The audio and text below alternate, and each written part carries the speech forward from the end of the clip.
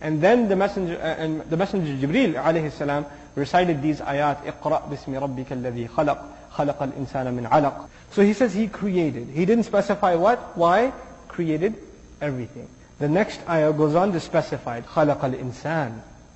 He created everything, and especially He created the human being. من العام إلى الخاص. It's going from general to specific. He created the human being من علق. The Arabic word علق is from a verb علق, and also pronounced علقة. It means to cling and to hang off. To cling and to hang off. By implication, people have interpreted it to mean a clot of blood. But really, for example, عَلِقَ الصَّيْدُ فِي الْجُعَالَةِ, the Arabic expression that the animal that you were trying to hunt, it got clung or it got caught inside the net. That's why عَلِقَ is used, right?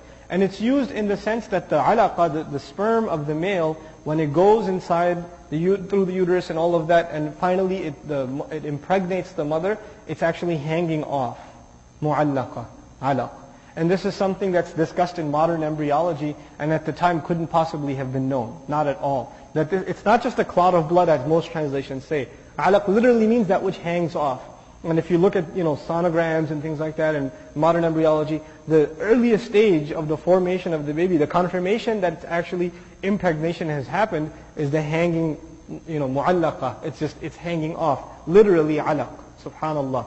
So there's been a tremendous amount of work done on this particular word alone. There are other places in the Quran that talk about embryology, but this particular word is of key interest because it alludes to Allah Azza wa Jalla's profound knowledge in the most secret of things. We don't even know what's inside of ourselves the way Allah does.